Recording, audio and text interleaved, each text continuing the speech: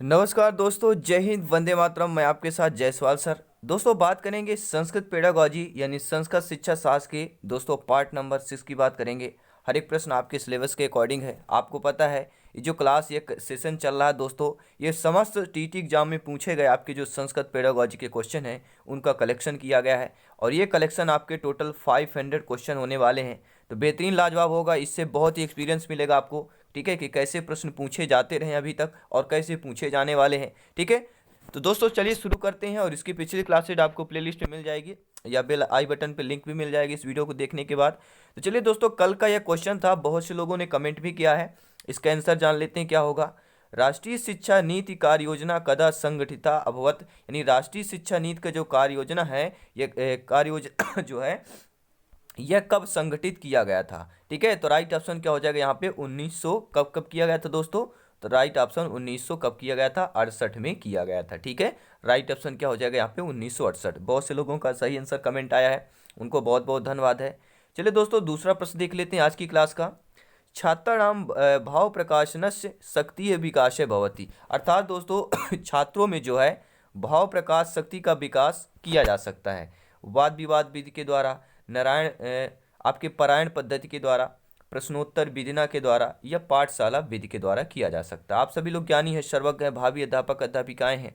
ठीक है दोस्तों, तो छात्राणाम भाव प्रकाशनस्य शक्ति विकासे भवति, छात्रों में भाव, ठीक है, भाव प्रकाश का। आप देखो भाव क्या होता है भाई, आपके भाव होंगे ना, आपके भाव कैसे हैं आप।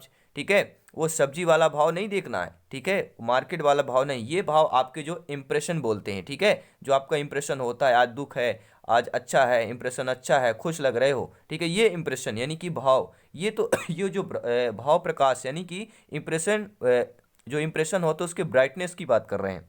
तो इस शक्ति विकास होता है वाद विवाद विधि के द्वारा होता है, आपके पारायण विधि के या प्रश्नोत्तर विधि के या पाठशाला विधि के द्वारा होता है। तो सभी लोग जानते हैं राइट ऑप्शन क्या हो जाएगा, वाद विवाद के द्वारा। ठीक है, आपके जो भाव प्रकाश से जब एक दूसरे से बातचीत करेंगे इससे विकास होता है आपका। ठीक है, भाव प्रकाश का किसमें, छात्रों में होता है। ठीक है, सभी मित्रों को जय हिंद, वंदे मातरम। दोस्तों पावर्ड बाई शिक्षा ही प्रकाश है। अगला प्रश्न है, भारतीय संस्कृति संरचनाएं का पद्धति, ठीक है, नित नितरामुपत्या भवति, अर्थात दोस्तों भारतीय, अब देखिए अभी इसका हमें शब्द नहीं पता है कि ये नितराम उपयुक्ति क्या होता है। ठीक है, हमें नहीं पता है, लेकिन चलिए फिर भी हम जान लेते हैं कि भारतीय संस्कृत संरक्षणाएं पद्धति का पद्धति, यानी इतना तो अर्थ हमें पता चल गया कि भारतीय संस्कृत में संरक्षण की कौन सी पद्धति होगी। आपकी भंडारकर पद्धति है, परंपरागत पद्धति है, पाठ पुस्तक है, या आपकी निर्वाध पद्धति हो जाएगी। ठीक है, तो राइट ऑप्शन क्या हो जाएगा, सभी लोग कमेंट करेंगे यहाँ पे अपना अपना भी, आप लोग कमेंट फीडबैक देते रहें। और 15 मिनट से आपका स्कोर क्या है आज की क्लास में। ठीक है, तो राइट ऑप्शन जाएगा दोस्तों परंपरागत पद्धति की तरफ जाएगा। ठीक है, और आप बोलते हैं कि ये सर परंपरागत पद्धति है कौन। ठीक है, बहुत से लोगों का सवाल भी होता है। ठीक है, तो परंपरा जो गत पद्धति है दोस्तों, इससे बहुत सारे प्रश्न पूछे जाते हैं आपके एग्जाम में। ठीक है, और संस्कृत शिक्षण की विधियों में आपके आती है। संस्कृत शिक्षण की देखिए दोस्तों दो विधियां होती हैं। ठीक है, और शिक्षण विधियों के प्रयोग से शिक्षण और अधिगम दोनों को सरल होता है। और कहा जाए तो परंपरागत विधियां होती हैं, इनको दो विधियों में बांटा गया है। जो भी संस्कृत की शिक्षण विधियां हैं इनको दो विधियों में बांटा गया है। पहली आपकी कौन सी है, पहली आपकी दोस्तों है आपकी परंपरागत विधियां, दूसरी आपकी कौन सी है, आधुनिक या अनुभव विधियां आती हैं। ठीक है, और परंपरागत विधि में पाठशाला विधि, भंडारकर व्याकरण अनुवाद विधि, पाठ पुस्तक विधि होती है। ठीक है, चलिए अब दोस्तों अगला प्रश्न देख लेते हैं। चौथा प्रश्न क्या पूछा जा रहा है ये स्क्रीन पर देखते हैं। शिक्षणे सौलभ्य संपादनम इति कस्याय पद्धते उद्देश्यम अस्ति, अर्थात दोस्तों शिक्षण के द्वारा जो है सौलभ्य संपादन का, ठीक है, सौलभ जिसे सुलभ बोलते हैं, सु यानी कि अच्छा कार होता है, अच्छा होता है।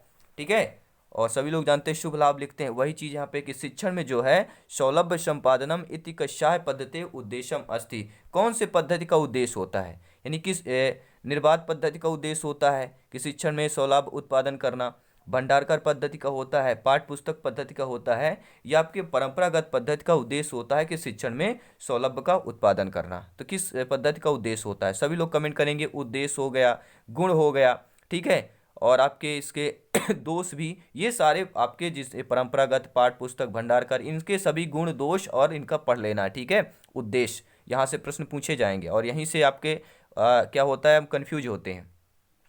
तो राइट ऑप्शन आपको हो जाएगा दोस्तों, क्या हो जाएगा, पाठ्य पुस्तक विधि हो जाएगा। क्या हो जाएगा, पाठ्य पुस्तक विधि। और पाठ्य पुस्तक विधि दोस्तों आजकल जो देखा जाए भाषा में वैज्ञानिक विषयों का अध्ययन करने की जो है लोकप्रिय बन गई है। ठीक है, कौन सी, पाठ्य पुस्तक विधि। और कहा जाए तो सर्वप्रथम वर्णमाला, फिर छोटे शब्दों और फिर आपके सरल वाक्यों के उपरांत अनुच्छेदों का परिचय कराया जाता है इसमें। और भारत में जो डॉक्टर वेस्ट हैं इनके या इसके प्रबल समर्थक माने जाते हैं। तो दोस्तों पाठ्य पुस्तक के प्रश्न आ सकता है कि प्रबल समर्थक कौन माने जाते हैं, तो डॉक्टर वेस्ट माने जाते हैं। ठीक है, डॉक्टर वेस्ट ने इसे क्या कहा है, गाह्य मूल या प्रत्यर्पण मूल कहा है। ठीक है, तो गाह्य मूल्य और प्रत्यर्पण जो मूल है किसने कहा है, तो डॉक्टर वेस्ट ने कहा है। ठीक है, चलिए अगला प्रश्न देख लेते हैं। सभी लोग यहाँ से प्रश्न पूछे जाएंगे, हर एक कंसेप्ट की यहाँ पे चर्चा करते हैं क्योंकि सिलेक्शन यहाँ पे सर्वोपरि है। सभी मित्रों को जय हिंद, वंदे मातरम। दोस्तों वीडियो को लाइक करते रहें, आपका अपना परिवार है।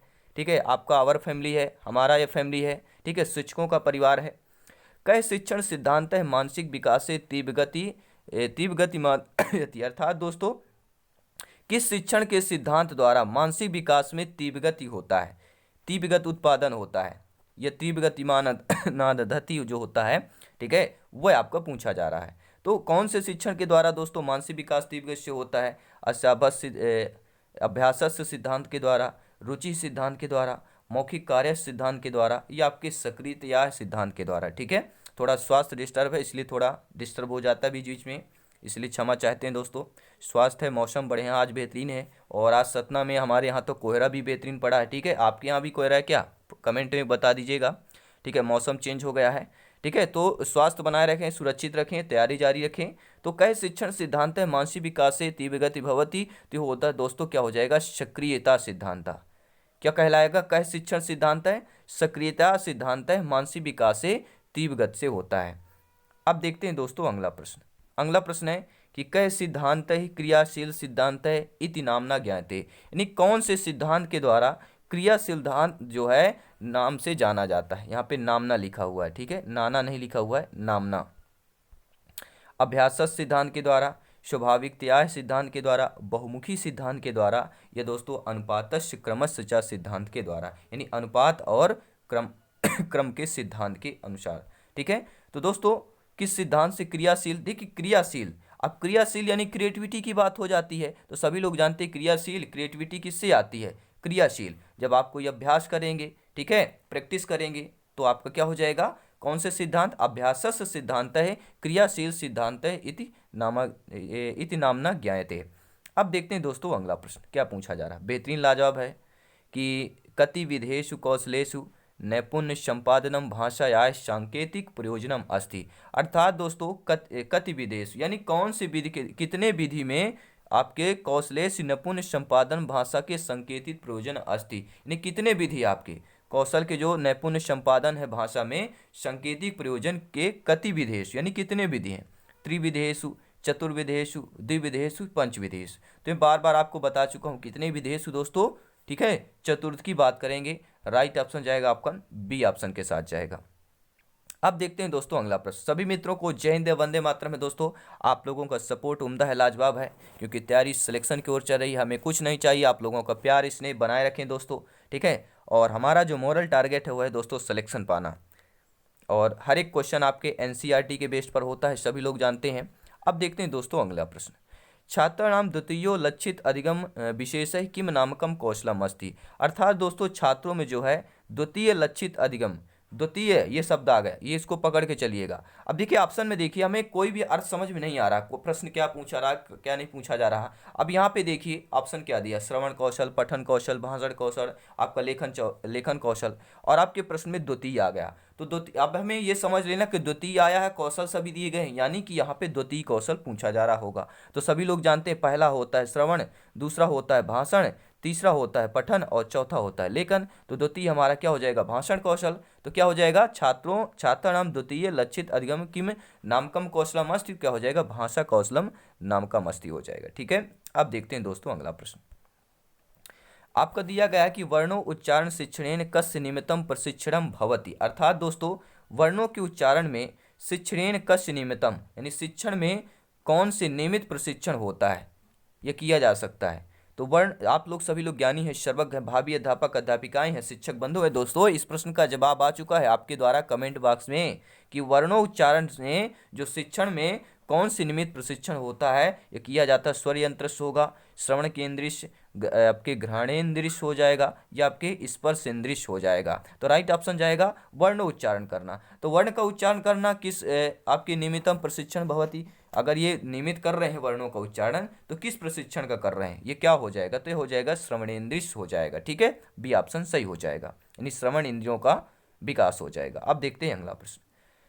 अधिगम प्रक्रियायाम केशाम विशेष भूमिका है अस्ति, अर्थात दोस्तों अधिगम प्रक्रिया में कौन से विशेष किसकी विशेष भूमिका होती है। केशाम मतलब होता है किसकी, ठीक है, दृश्य उपकरण की होती है, आपके दृश्य सब उपकरण की होती है, आपके श्रव्य उपकरण की होती है, या आपके दर्श पत्र कारणम की होती है, ये दर्श पत्र उपकरणम की। ठीक है, तो आप सभी लोग जानते हैं अध्यापक है। देखिए जब आप कक्षा में पढ़ाने जाते हैं, ठीक है, जब आप कक्षा में पढ़ाने जाते हैं तो अधिगम की जो प्रक्रिया होती है, आप बोलते भी हैं और बच्चे आपको देखते भी हैं।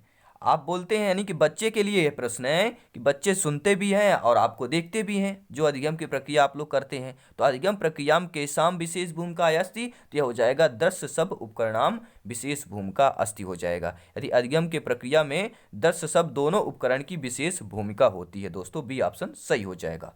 बहुत बहुत धन्यवाद सभी मित्रों को। जय हिंद, वंदे मातरम है। 5 प्रश्न और करेंगे, सीधे सिलेक्शन की ओर तैयारी चल रही है। जी हाँ दोस्तों, मस्तिष्क यंत्रस्य अपरम नाम की, ये बहुत सरल प्रश्न है, बहुत बार शिक्षक भर्ती में पूछा गया प्रश्न है। लगभग सभी टीटी एग्जाम में, चाहे संविदा वर्ग 1, 2, 3 की बात करें, चाहे C TET, UP TET, REET exam की बात करें, सभी में दोस्तों ये बार बार पूछा, रिपीट क्वेश्चन है। तो मस्तिष्क यंत्रस्य अपरम नाम की, तो सभी लोग जानते हैं संगणकम होगा। 90% लोग यहाँ पे इस प्रश्न का जवाब लोग जानते होंगे। ठीक है, अब देखते हैं दोस्तों अगला प्रश्न।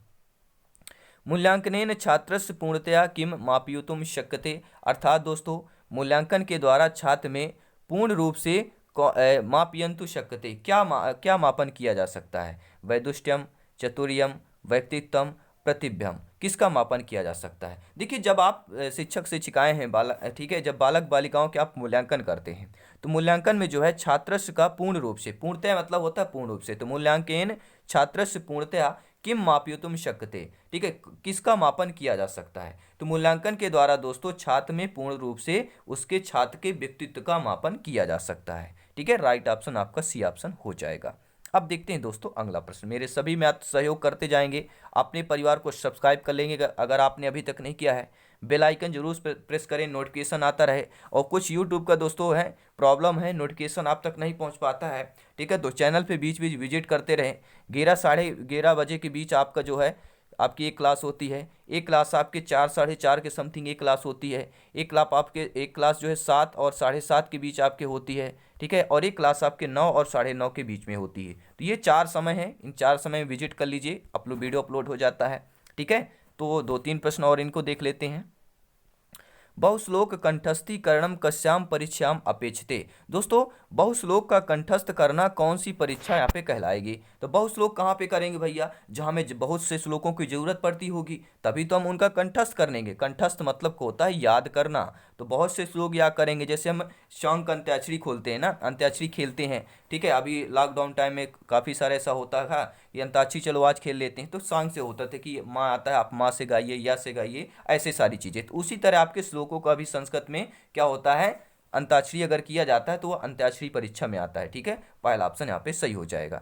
और सलाका परीक्षा सभी लोग जानते हैं, एक पुस्तक होती है, ठीक है, उस पुस्तक में क्या होता है, एक लकड़ी बीच में रख दी जाती है, जहाँ पे पुस्तक पढ़ा है उसमें लकड़ी रख दी गई और उन्हीं से बच्चों में क्या है प्रश्न पूछा जाता है।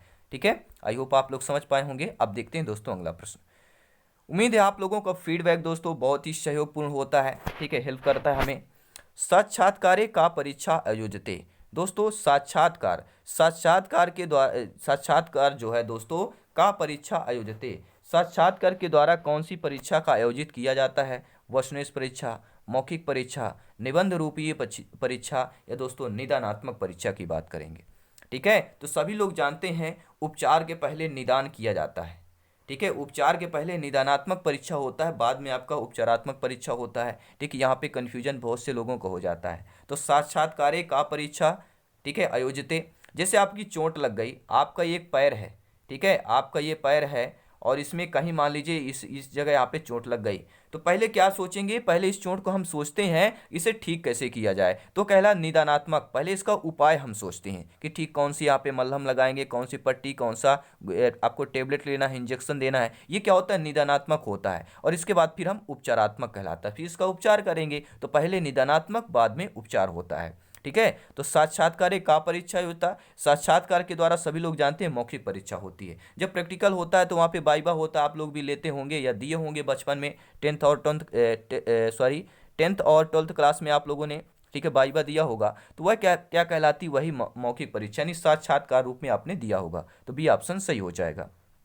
ठीक है, अब ये बताइए संस्कृत शिक्षण मूल्यांकन प्रयोजन अस्ति, यानी जो संस्कृत में शिक्षण होती है दोस्तों, संस्कृत पेडागॉजी है, इसके मूल्यांकन का प्रयोजन क्या होता है। सामान्य शिक्षण होता है, आपका प्रशिक्षण होता है, विश्लेषणात्मक शिक्षण होता है, या दोस्तों उपचारात्मक शिक्षण होता है। ठीक है, तो संस्कृत शिक्षण में मूल्यांकन का जो प्रयोजन होता है दोस्तों, वह कोई और नहीं आपका उपचारात्मक शिक्षण होता है। संस्कृत का मूल्यांकन का मतलब क्या होता है, उपचारात्मक शिक्षण। ठीक है, आई होप आप लोग समझ पाए होंगे। ये बेहतरीन 15 लाजवाब प्रश्न, और एक मॉक क्वेश्चन रहेगा आज की क्लास का, जैसे पिछली क्लास में हुई थी, ये मॉक क्वेश्चन है, और सभी का आंसर कमेंट बॉक्स में चाहूँगा कि आप लोगों का आंसर कमेंट में क्या आता है, सभी लोग कमेंट करेंगे। ठीक है, आइए देख लेते हैं प्रश्न क्या कह रहा है आपका। प्रश्न प्यारा सा है, ध्यानपूर्वक सुनिएगा। ठीक है, जो वीडियो मेरे भाई बहन शिक्षक बंधु अंत तक देखते हैं, उन्हें को मैं दोस्तों माँ सरस्वती से दिल से प्रार्थना करता हूँ। ठीक है, सुबह शाम दोनों समय पर प्रार्थना करता हूं कि आप लोगों का सिलेक्शन हो, आप लोग अध्यापक बने, आप लोगों का परिवार खुश रहे। ठीक है, ये तो तैयारी कर रहे हैं, घर में सभी लोग बोलते होंगे कब सिलेक्शन होगा। ठीक है, तो बहुत ही अच्छा होता है दोस्तों जब सिलेक्शन मिलता है। ठीक है, तो तैयारी जारी रखें, और इस प्रश्न का मॉक क्वेश्चन देख लेते हैं। परिष्कृत प्रश्न पत्र निर्माण अवसरे कश उपादेयता वर्ते, अर्थात दोस्तों परिष्कृत प्रश्न निर्माण के अवसर में किसकी उपादेयता देते हैं, किसकी उपाय देंगे, ज्ञानात्मक पक्ष को देंगे, भावात्मक पक्ष को, क्रियात्मक पक्ष को, या उपयुक्त सभी पक्ष को देंगे। आपका कमेंट नीचे बॉक्स में सर्वमान है, फटाफट कमेंट करेंगे, आपका कमेंट मैं रीड करूंगा, और फिर कल इसका आंसर भी बताएंगे। तो धन्यवाद सभी का, जय हिंद, वंदे मातरम दोस्तों। अगली क्लास जो होगी आपकी मैथ्स की, उसको कंटिन्यू करते रहेंगे, और देखना मत भूलिएगा, क्योंकि मैथ्स आपकी जो क्लास चल रही है एनसीईआरटी बेस्ड चल रही है, बेसिक से चल रही है, और विथ क्वेश्चन चल रहे हैं, तो बहुत इंपॉर्टेंट है। जय हिंद, वंदे मातरम, धन्यवाद सभी।